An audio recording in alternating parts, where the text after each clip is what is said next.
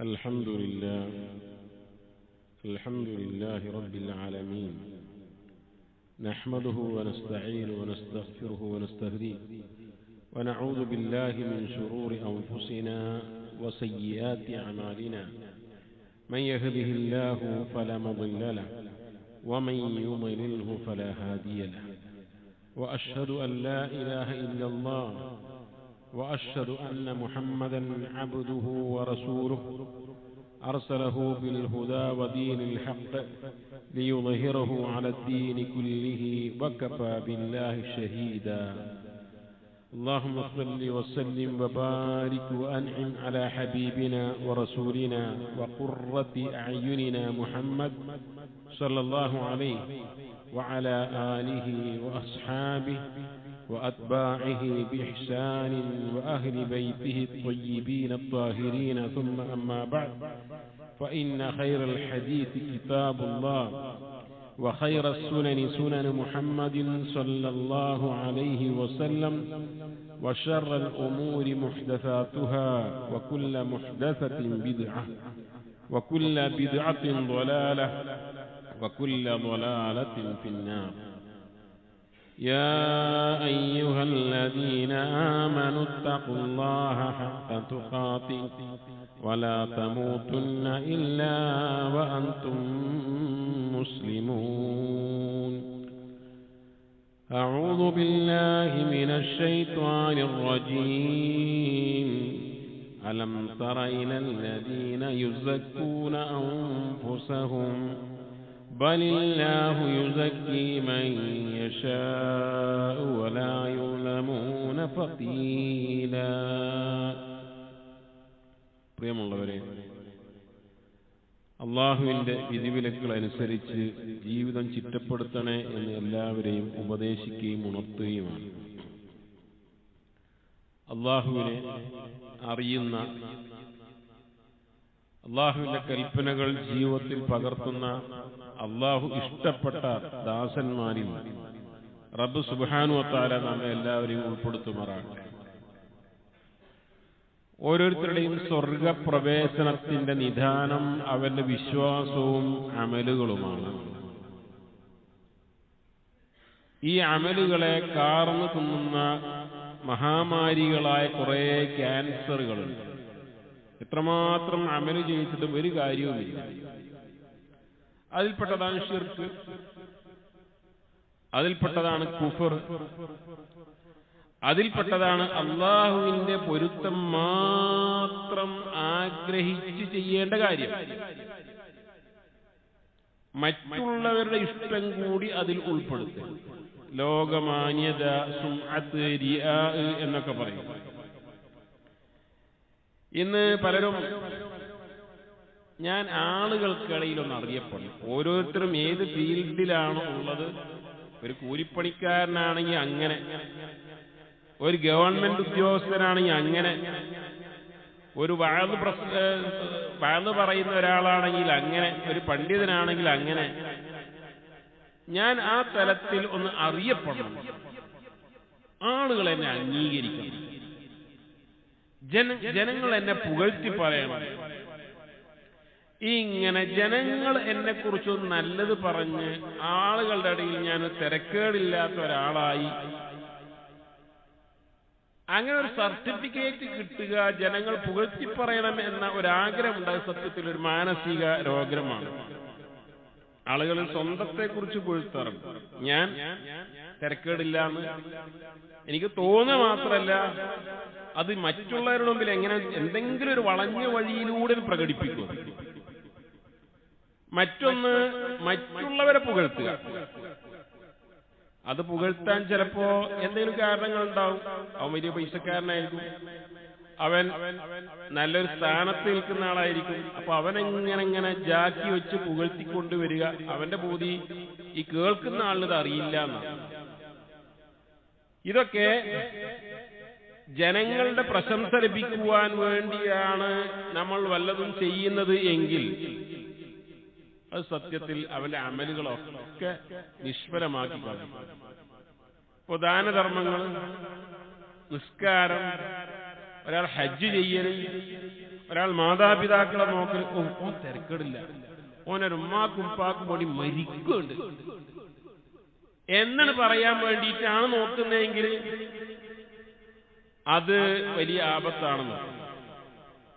അതും ഞാൻ പറഞ്ഞു, മതപണ്ഡിതന്മാരുണ്ടാവും, അതേപോലെ തന്നെ എന്തെങ്കിലുമൊക്കെ തസ്തികകൾ നിൽക്കുന്ന ആൾ. ഞാൻ അതിന്റെ പ്രസിഡന്റാണ്, ഞാൻ ഇതിന്റെ സെക്രട്ടറിയാണ്, ഞാൻ ഇതിൽ മെമ്പറാണ് എന്നിങ്ങനെ പറയും. ഞാൻ അന്ന് ആ സെക്രട്ടറി ആയിരുന്ന കാലത്ത് ചെയ്ത പണി ഉണ്ടല്ലോ, ഇപ്പോ അതിന്റെ അയലത്ത് കാര്യം എത്തുന്നില്ല. ഞങ്ങൾ അന്ന് എന്തെല്ലാം പണികളാണ് നടത്തിയിരുന്നത് എന്ന് പറഞ്ഞ് താൻ ഉൾപ്പെടുന്ന ഒരു കമ്മിറ്റിയെ, താൻ ഉൾപ്പെടുന്ന ഒരു കൂട്ടത്തെ അങ്ങോട്ട് പുകഴ്ത്തിക്കൊണ്ടുവരിക. ജീവകാരുണ്യ പ്രവർത്തന രംഗത്തായിരിക്കട്ടെ എന്ന് വേണ്ട എല്ലാ മേഖലകളിലും ഇത് കാണാൻ കഴിയും. ഞാൻ ആ വിഷയത്തിൽ ഇടപെട്ടതുകൊണ്ട് ഓൻ രക്ഷപ്പെട്ടു, ഞാൻ അതിൽ ഇടപെട്ടതുകൊണ്ട് ആ കാര്യങ്ങളൊക്കെ വളരെ ഉഷാറായി നടന്നു എന്ന് ഞാൻ എന്നെ കുറിച്ച് പറയുന്നു. അത് മറ്റുള്ളവരും പറയണം, അപ്പൊ ഞാൻ തിരക്കേടില്ല എന്നൊരു തോന്നലുണ്ടാകുന്നു. ചിലപ്പോ ഒരു ഫോട്ടോയിൽ ഇടപിടിക്കാനായിരിക്കും, ആ ഫോട്ടോ എടുക്കുമ്പോ അതിലോട് ഉൾപ്പെടാൻ വേണ്ടിയായിരിക്കും, അല്ലെങ്കിൽ ഒരു ഏതെങ്കിലും സോഷ്യൽ മീഡിയകളിൽ ഒരു ഫോട്ടോ വരാൻ വേണ്ടിയായിരിക്കും, അല്ലെങ്കിൽ ഒരു സ്റ്റേജിൽ എങ്ങനെയെങ്കിലും തള്ളിക്കേറി ഒരു കസേരയിരുന്ന് അവിടെ സീറ്റ് കിട്ടാൻ വേണ്ടിയായിരിക്കും.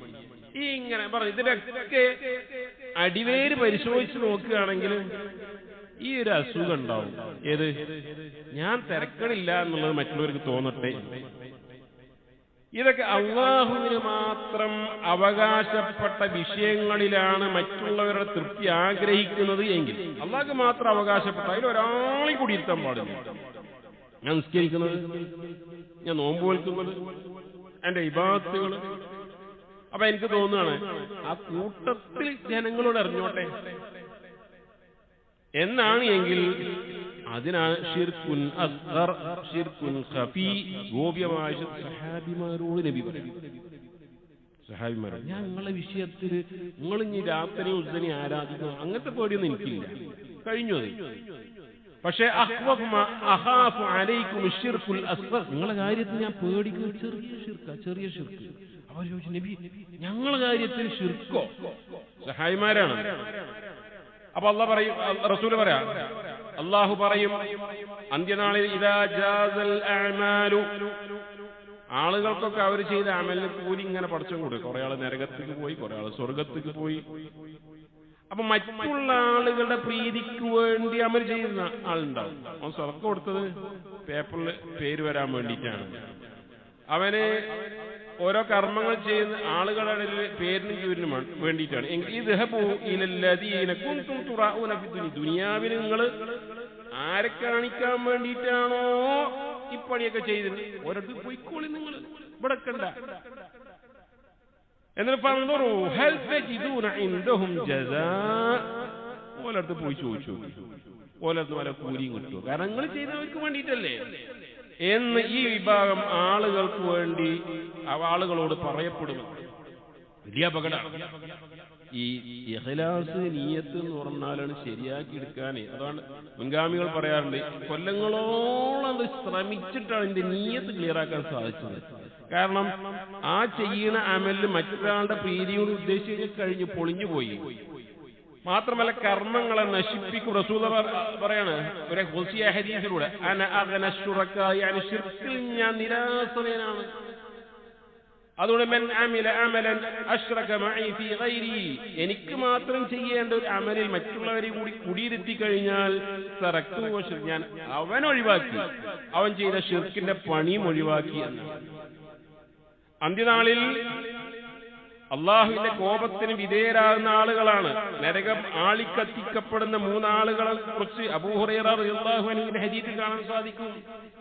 ഒന്ന് പണ്ഡിതനാണ്, നരകത്തിൽ പണ്ഡിതനാണ്. ഒരു ജിഹാദിന് പോയ ആളാണ്, ഒരു സ്വതക്ക കൊടുത്ത ആളാണ്.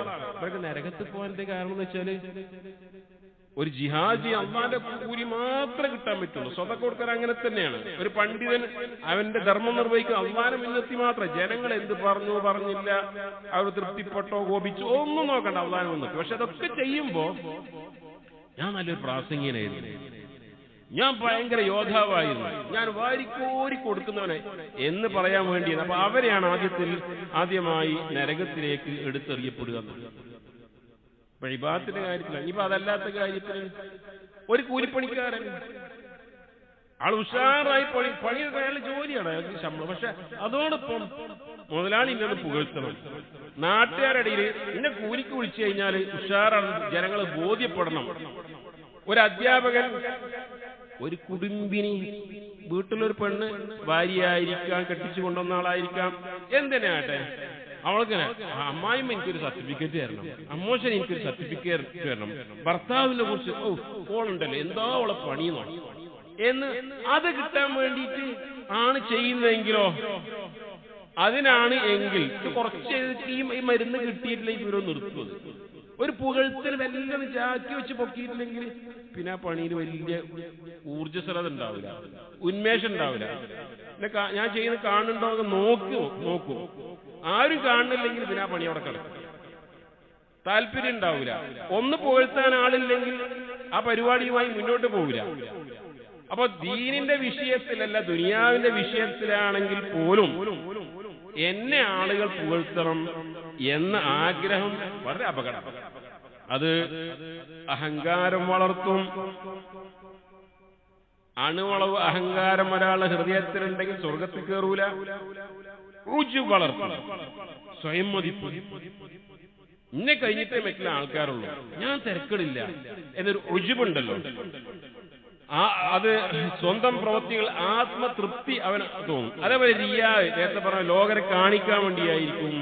ചെയ്യുന്ന അമലുകൾക്കൊന്നും ഒരു ഇഖ്ലാസ് ഉണ്ടാവില്ല. കാരണം അള്ളാനെ മുൻനിർത്തിയുള്ള ഒരു കാര്യം ചെയ്യുമ്പോൾ മനസ്സിലൊരു ഉന്മേഷം ഉണ്ടാവുള്ളൂ. ഇത് മറ്റുള്ള ആൾക്കാരെ മുൻനിർത്തിയാണ് എങ്കിൽ അവർ കണ്ടു കഴിഞ്ഞാൽ കഴിഞ്ഞില്ലേ. അതേപോലെ തന്നെ ഈ പലപ്പോഴും ഇങ്ങനെയുള്ള ആളുകൾ അതിശയോക്തി കളർന്ന് കളവ് പറഞ്ഞുകൊണ്ടായിരിക്കും തന്നെ പരിചയപ്പെടുത്തുക. ധാരാളം ഫിത്നകൾ അയാൾ ഫിത്നകൾ അകപ്പെടും, ആത്മീയ പരീക്ഷണങ്ങൾ. ഇങ്ങനെ ആളുകൾക്കിടയിൽ അസൂയയും ഭിന്നിപ്പുണ്ടാവും, ഇങ്ങനെ പോകുന്നു. അതുകൊണ്ടാ ഖുർആൻ പറഞ്ഞത് നിങ്ങളെ കുറിച്ച് നിങ്ങൾ പുകഴ്ത്തരുത്. സൂറത്ത് നജ്മിൽ അല്ലാഹു പറയുന്നു, ഫലാ തുസക്കൂ അൻഫുസകും. ആയതിന്റെ തൊട്ട് മുമ്പ് എന്താ പറയുന്നറിയോ? റബ്ബക വാസിഉൽ മഗ്ഫിറ, അല്ലാഹു വിശാലമായി മഗ്ഫിറത്ത് കൊടുക്കുന്നവനാകുന്നു, പാപമോചനം നൽകുന്നവനാണ്. ഹുവ അലമു ബികും, ഹലോ മനുഷ്യ, ആ അല്ലാഹുക്ക് നിങ്ങളെ അറിയാം. ഇത് അൻശാകും മിനൽ അർളി, ഭൂമിയിൽ നിന്ന് നിങ്ങളെ സൃഷ്ടിച്ചുണ്ടാക്കുന്ന വേളയിൽ, വഇദ് അൻതും അജിന്നതുൻ ഫീ ബുതൂനി ഉമ്മഹാതികും, നിങ്ങൾ നിങ്ങളുടെ ഉമ്മമാരുടെ ഗർഭാശയങ്ങളിൽ, വയറുകളിൽ ഗർഭാശയ ശിശുക്കളായിരിക്കുന്ന വേളയിൽ പോലും അല്ലാഹു നിങ്ങളെ കുറിച്ച് അറിയാലോ. പിന്നെ എന്തിനാ ഇല്ലാത്ത എന്നെ കുറിച്ച് പറയുന്നത്? എന്നിട്ടാ പറഞ്ഞത് ഫലാ തുസക്കൂ അൻഫുസകും, അതിനാൽ നിങ്ങൾ ആത്മപ്രശംസ നടത്താതിരിക്കുക. ദുനിയാവിൽ ഉണ്ടാകുന്നതിന് മുമ്പ് പഠിച്ചോ എന്നെ കുറിച്ച് അറിയാം, എന്റെ ഒന്നാമത്തെ രണ്ടാമത്തെ ഘട്ടങ്ങളെ കുറിച്ചറിയാം. നിന്റെ ഉമ്മയുടെ ഗർഭാശയത്തിൽ നീ ആയിരിക്കുന്ന വേളയിലെ സൂക്ഷ്മമായി നിന്നെ കുറിച്ച് അല്ലാഹ്ക്കറിയാം. അതുകൊണ്ട് നിങ്ങൾ ആത്മപ്രശംസ നടത്തരുതേ എന്നാണ്. സ്വന്തത്തെ കുറിച്ച് അവനവൻ ഇല്ലാത്ത പരിചയപ്പെടും. വിശുദ്ധ ഖുർആൻ പറഞ്ഞു, അലം തറ ഇലല്ലദീന യുസക്കൂന അൻഫുസകും, ആത്മപ്രശംസ നടത്തിയ ആ വിഭാഗത്തെ നിങ്ങൾ കണ്ടില്ലയോ? പുകഴ്ത്തി പറയാം ജൂതന്മാരെ കുറിച്ചാണ്. കാരണം ജൂതന്മാര് പറയാറുണ്ടായിരുന്നു, നഹ്നു അബ്നാഉല്ലാഹി വഅഹിബ്ബാഉ, ഞങ്ങൾ അല്ലാഹുവിന്റെ മക്കളാണ്.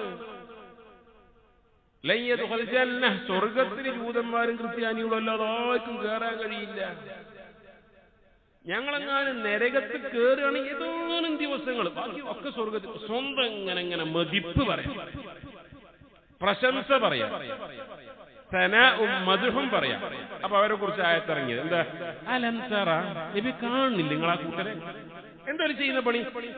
യുസക്കൂന അൻഫുസഹും, അവര് സ്വയം പരിശുദ്ധരാണ് എന്ന് അവകാശപ്പെടുന്നു.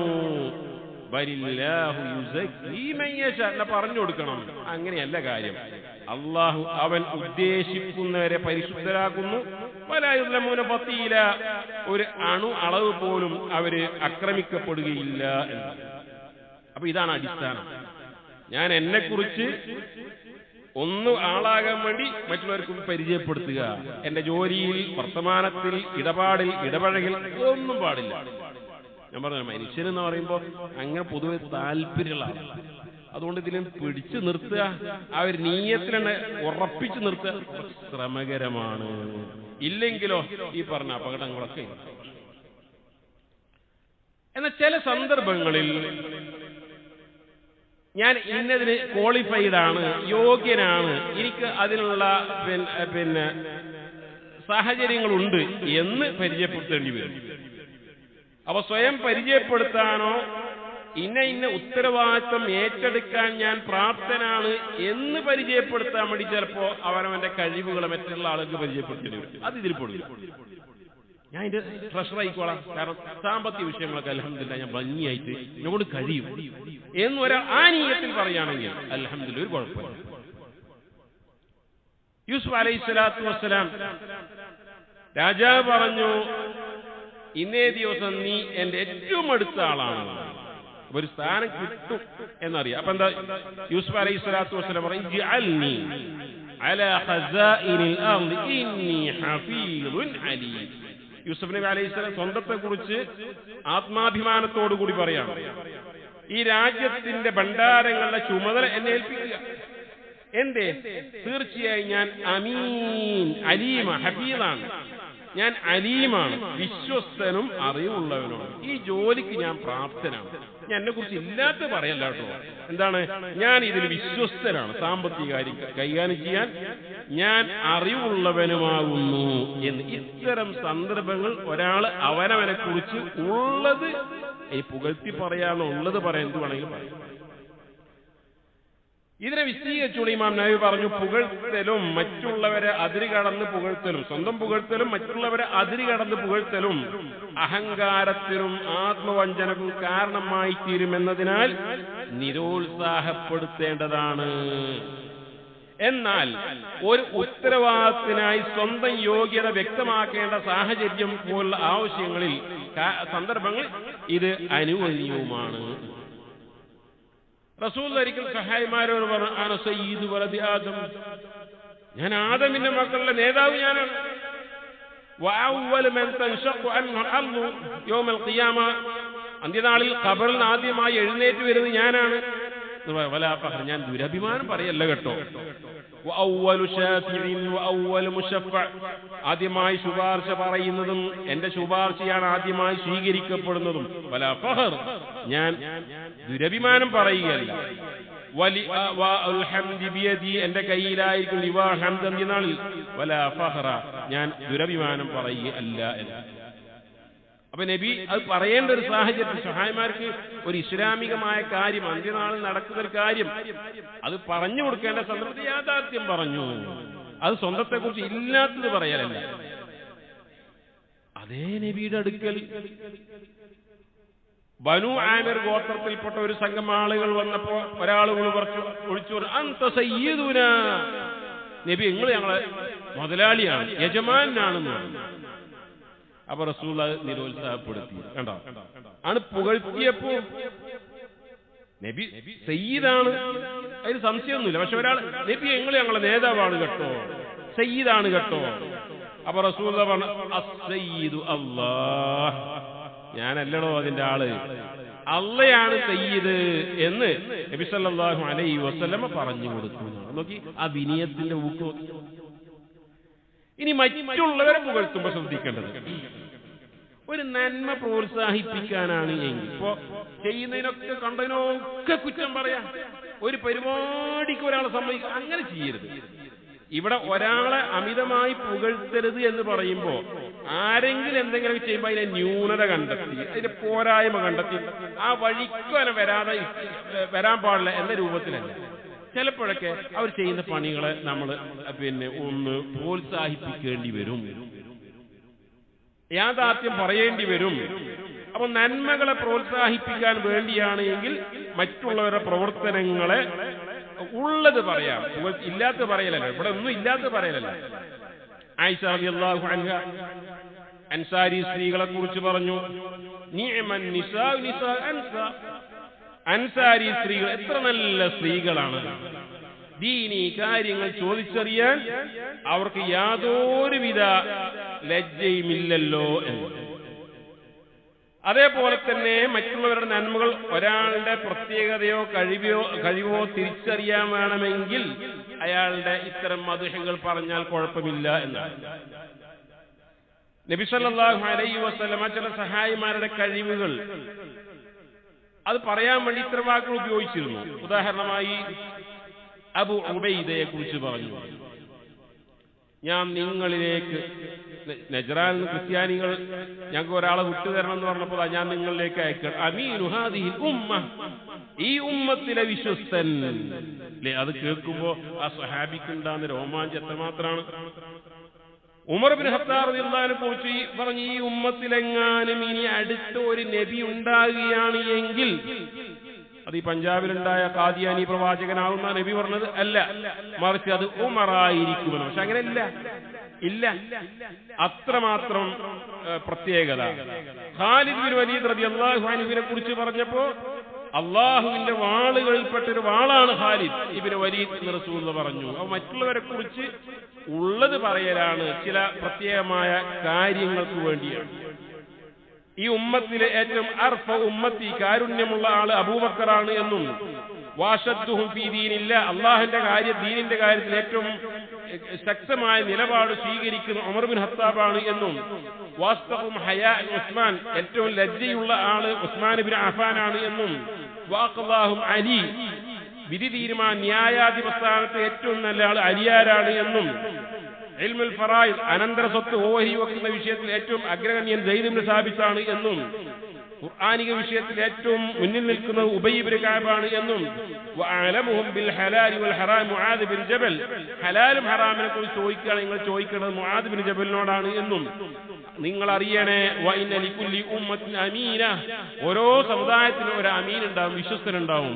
ഈ സമുദായത്തിലെ അമീൻ അബു ഉബൈദ ആമിർ ബിൻ ജറാഹ് റളിയല്ലാഹു അൻഹു ആണ് എന്നും നബി സല്ലല്ലാഹു അലൈഹി വസല്ലം ഓരോരുത്തരെ ക്വാളിഫിക്കേഷൻ പറയാം. അത് പറയുന്നത് തിന്മയല്ല, കോട്ടമല്ല. പക്ഷെ ശ്രദ്ധിക്കണം, നമ്മൾ പറയുന്ന ഒരാളെ കുറിച്ച് നന്മയാണ്, യാഥാർത്ഥ്യമാണെങ്കിലും നമ്മൾ പറയുന്നതോട് ഓൻ്റെ ആണ് പൊങ്ങിയിട്ട് ഓരോ നീയത്തൊക്കെ മാറിയിട്ട് ഓന്റെ അമലുകളൊക്കെ ബാത്തിലാകാൻ സാധ്യതയുണ്ടെങ്കിൽ അപ്പൊ പിന്നെ ഉള്ള പുകഴ്ത്തൽ പോലും പറയേണ്ടതില്ല. ഒരാൾ അമിതമായി പുകഴ്ത്തുകയാണ്, ചില കാര്യം ഒരു പണ്ഡിതൻ പ്രസംഗിക്കാൻ വരുമ്പോ കണ്ട ചിലപ്പോൾ നാടൻ കാക്കിയാണ് ആള്, അയാളെ പ്രസംഗം എന്തിനാ കേൾക്കുന്നത്, എന്നാ അയാൾ ആരാണ്, അയാൾ ആര്യമാണ്, അയാൾ ഇന്ന പുസ്തകങ്ങൾ എഴുതിയിട്ടുണ്ട്, അയാൾക്ക് ഈ വിഷയത്തിൽ അത് പറയുമ്പോൾ അതോടുകൂടി ആളുകൾക്ക് ബോധ്യം, നമുക്ക് കേൾക്കണം കേട്ടോ, അയാൾ പറയും സത്യമായിരിക്കും കേട്ടോ. അപ്പൊ അങ്ങനെ പരിചയപ്പെടുത്തേണ്ടി വരും. അമിതമായ ഇരുത്തി പ്രശംസിക്കുക, അതും ചിലപ്പോ ഇല്ലാത്ത കൂട്ടിക്കലർത്തി, അങ്ങനെയാണെങ്കിൽ അയാളൊരു മരുന്ന് റസൂൽ പറഞ്ഞു.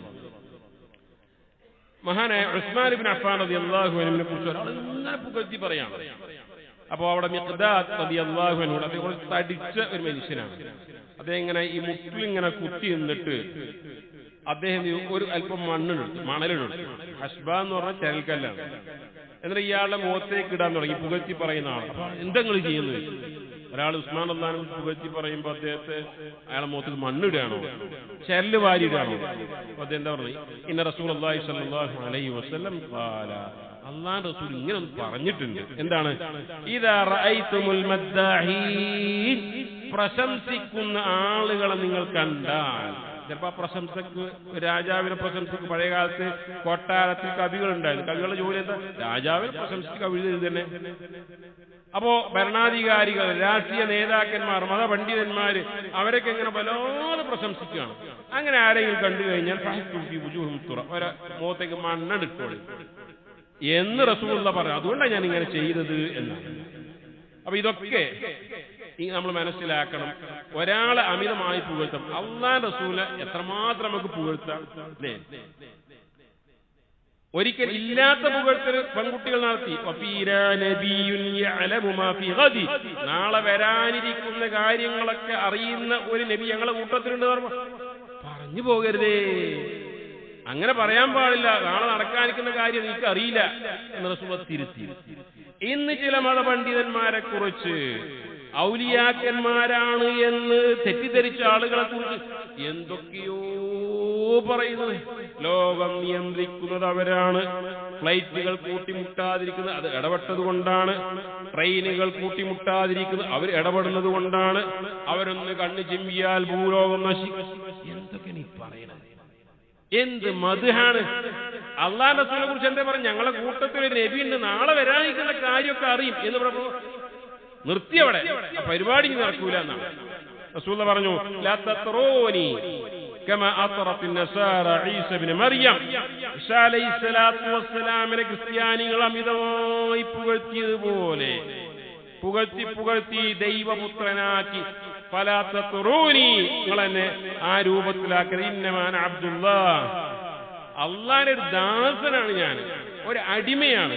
അതുകൊണ്ട് നിങ്ങൾ എന്നെ വിളിക്കുമ്പോ അബ്ദുല്ലാഹി വറസൂൽ, അള്ളാന്റെ അടിമ, അള്ളാന്റെ ദാസൻ, അള്ളാന്റെ റസൂൽ എന്ന് വിളിച്ചു. അതിന്റെ അപ്പുറം ഇല്ലാത്തൊരു പുകഴ്ത്തൽ എന്നെ കുറിച്ച് പറയരുത് എന്ന്. അതുകൊണ്ട് ആരെങ്കിലുമൊക്കെ നമ്മളെ കുറിച്ച് ഇല്ലാത്തത് പുകഴ്ത്തുമ്പോ അതിലിങ്ങനെ നിർവൃതി കൊള്ളില്ല, അത് നിർത്താൻ വേണ്ടി പറയാ, ശക്തമായി എതിർക്കുകയാണ് ചെയ്യേണ്ടത്. ഇല്ലെങ്കിൽ നമ്മുടെ അമലുകളൊക്കെ ബാത്തിലായി പോകുന്ന പ്രവർത്തനങ്ങൾ ഒരുപക്ഷെ എത്താൻ സാധ്യതയുണ്ട്. അല്ലാഹു സുബ്ഹാനഹു വ തആല നമ്മളെ മനസ്സുകളെയൊക്കെ ഇഖ്ലാസ് കൊണ്ട് അരക്കിട്ട് ഉറപ്പിക്കണം.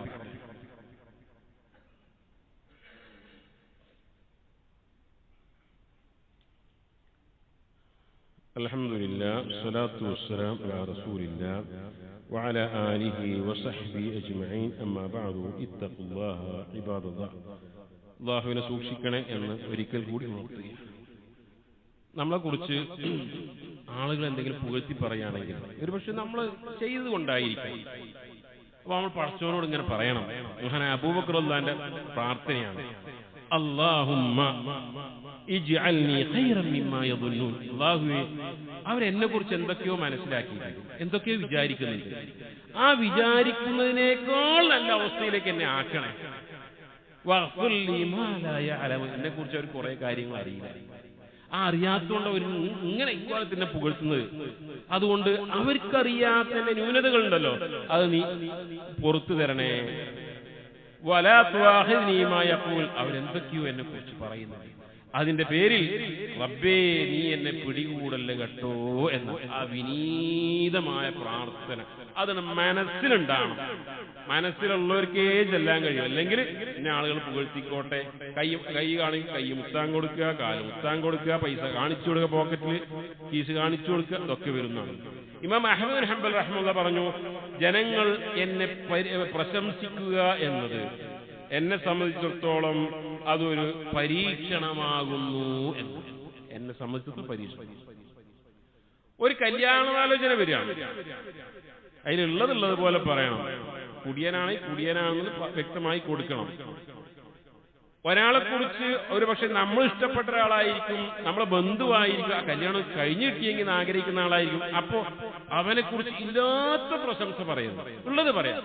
പറഞ്ഞതിന് ശേഷം ഒരു വാക്കും കൂടെ പറയണം. എന്താണെന്നറിയോ? മഹാനായ അബൂബക്കർ റളിയല്ലാഹു അൻഹു ഒരു മനുഷ്യനെ നബിയുടെ മുമ്പിൽ പ്രശംസിക്കുകയാണ്. നബി അബൂബക്കർ സിദ്ദീഖ് അല്ല, അബൂബക്കർ എന്നാണ് സഹാബി, വേറെ സഹാബി. അദ്ദേഹത്തിന് മുമ്പിൽ വെച്ച് ഒരു മനുഷ്യൻ മറ്റൊരാളെ പ്രശംസിക്കുന്നു. അപ്പൊ റസൂൽ എന്താ പറഞ്ഞോ? അവനെ കഴുത്ത് നീ ഒടിച്ചു കളഞ്ഞു. ഒരാൾ അമിതമായി പ്രശംസിച്ചപ്പോ കുഴപ്പമില്ല കുഴപ്പമില്ല കുഴപ്പമില്ല, കേറിക്കോ കേറിക്കോ, അല്ല, അവന്റെ കഴുത്ത് ഒടിച്ചു കളഞ്ഞല്ലോ നീ. ഇതാക്കാൻ അഹ്ലുക്കുമാതി, നിങ്ങൾ ഒരാളെ പ്രശംസിക്കുകയാണെങ്കിൽ അത് ഉണ്ടാവും, സാഹചര്യം ഉണ്ടാവും, പറയേണ്ടി വരും, ഒരാളെ പ്രശംസിക്കേണ്ടി വരും, കുഴപ്പമൊന്നുമില്ല. പക്ഷേ ഫൽയഖുൽ ഒക്കെ പറഞ്ഞ ശേഷം പറയാം, അഹ്സിബു ഫുലാൻ, ഞാൻ അയാളെ കുറിച്ച് ഇങ്ങനെ മനസ്സിലാക്കിയിട്ടുണ്ട്, വല്ലാഹു ഹസീബു, എന്ന കാര്യങ്ങൾ വിശദമായി വിചാരണ ചെയ്യുന്നവൻ, എല്ലാം അറിയുന്നവൻ അള്ളയാണ്. അള്ള എന്റെ അറിവിനപ്പുറം ഞാൻ ഒരാളെ കുറിച്ച് വല ഉസക്കി അലല്ലാഹി അഹദ, ഒരാളെയും പ്രശംസിക്കും, ഞാൻ മനസ്സിലാക്കിയോട്ടുള്ളൂ ഇങ്ങനെ. ഇനി അതിന്റെ നിജസ്ഥിതി അല്ലാഹു അഅലം എന്ന് പറയുകയാണ് നമ്മൾ ചെയ്യേണ്ടത് എന്നാണ്. അതേപോലെ തന്നെ നമ്മൾ കുറെ നല്ല പ്രവൃത്തികൾ ചെയ്തു, അതിന്റെ പേരിൽ ആളുകൾ നമുക്ക് ഒരു ഇഷ്ടമല്ല നമ്മളെ പുകഴ്ത്തി പറയാം. നമ്മൾ വലിയ ആളാകാൻ താല്പര്യമല്ല, പക്ഷെ ജനങ്ങൾ വാങ്ങിപ്പോ എന്താ ചെയ്യാ, അടക്കാൻ കഴിയും. അവർ പറഞ്ഞു നിങ്ങൾ ഇതിനെ കുറിച്ച് ഒന്നും പറയില്ലേ, എന്നിട്ടും നമ്മളെ ഇഖ്ലാസും നമ്മുടെ നന്മയും നമ്മുടെ സൽപ്രവർത്തനവും കണ്ടുകണ്ട് ആളുകൾ പുകഴ്ത്തുകയാണെങ്കിൽ അറിയോ റസൂൽ എന്താ പറഞ്ഞത്, ഒരു മുഅ്മിന് ദുനിയാവുന്ന് തന്നെ കിട്ടുന്ന സന്തോഷ വാർത്ത. കാരണം അൻതും ശുഹദാഉല്ലാഹി ഫിൽ അർദ്, നിങ്ങൾ ഭൂമിയിൽ സാക്ഷികളാണ്. മനുഷ്യരെ നിങ്ങൾ ഭൂമിയിൽ മറ്റുള്ളവരെ സാക്ഷി, അയാളെ സത്യം അറിഞ്ഞിട്ട് അയാളെ നന്മ കണ്ടിട്ട് അയാൾ മറ്റുള്ള ആൾക്ക് ചെയ്യുന്ന സേവനം കണ്ടിട്ടാണ് നിങ്ങൾ പറയുന്നത്. അതുകൊണ്ട് ഒരാൾ അങ്ങനെ കുറിച്ച് പറയുകയാണെങ്കിൽ നിങ്ങൾ സന്തോഷിച്ചുകൊള്ളുക. കാരണം നിങ്ങളെ കുറിച്ച് ആളുകൾ അതിന്റെ നിജസ്ഥിതി മനസ്സിലാക്കിയിരിക്കും. നാളെ പരലോകത്ത് സ്വർഗം ലഭിക്കുന്നതിന് മുമ്പ് തന്നെ ദുനിയാവിൽ ലഭിക്കുന്ന ബുശ്റ, സന്തോഷ വാർത്തയാകുന്നു. അല്ലാഹു സുബ്ഹാനഹു വ തആല ആ സന്തോഷ വാർത്തയ്ക്ക് വിധേയരാവുന്ന സത്യവിശ്വാസികൾ നാം എല്ലാവരും ഉൾപ്പെടുത്തുമാറാട്ടെ. ചെയ്യുന്ന അമലുകളൊക്കെ അള്ളാഹിന്റെ പ്രീതി മാത്രം ഉദ്ദേശിച്ച് ഒരു ദുനിയാവിന്റെ ലാഞ്ചനയുമില്ലാതെ ഇഖ്ലാസിൽ അടിയുറച്ചു നിന്നുകൊണ്ട് മുന്നേറുവാനും പ്രവർത്തിക്കുവാനും സൽക്കർമ്മങ്ങൾ ചെയ്യുവാനുമുള്ള തൗഫീഖ് റബ്ബ് സുബ്ഹാനഹു വ തആല നമുക്കൊക്കെ നൽകുമാറാകട്ടെ. സഹോദരങ്ങളെ, കുറെ ആളുകൾ രോഗികളായി അവർ ദുആ കൊണ്ട് വസിയത്ത് ചെയ്തിട്ടുണ്ട്. ഓരോരുത്തരെയും പേരെടുത്ത് പറയുന്നില്ല. കുറച്ച് പ്രയാസകരമായ ജോലികൾ രോഗങ്ങളുമായി മുന്നേറുന്ന ആളുകളുണ്ട്. ഹോസ്പിറ്റലിൽ നിന്ന് വിളിച്ച ആളുകളുണ്ട്. പള്ളിയിൽ വെച്ച് ഓരോരുത്തരോടും പ്രത്യേകമായി ദുആ ചെയ്യാൻ ആവശ്യപ്പെട്ട രോഗികളുമൊക്കെയുണ്ട്. എല്ലാം അറിയുന്നവൻ കാണുന്നവൻ അല്ലാഹു സുബ്ഹാനഹു വ തആലയാണല്ലോ. റബ്ബേ, അവർക്ക് നീ എത്രയും പെട്ടെന്ന് ശിഫാഉൻ ആജിൽ നൽകുമാറാകണം, അവർക്ക് ആഫിയത്ത് നൽകുമാറാകണം. അവരുടെ മാനസികവും ശാരീരികവുമായ എല്ലാ രോഗങ്ങളെയും മാറ്റി ആരോഗ്യ ദൃഢഗാത്രന്മാരാക്കി മാറ്റി റബ്ബേ. ദീനീ രംഗത്ത് ഇനിയും മുന്നോട്ട് പോകാനുള്ള തൗഫീഖ് അവർക്ക് പ്രദാനം ചെയ്യാൻ റബ്ബേ. അവരുടെ കുടുംബങ്ങൾക്ക് ആശ്വാസവും സമാധാനവും നൽകണമേ റബ്ബേ.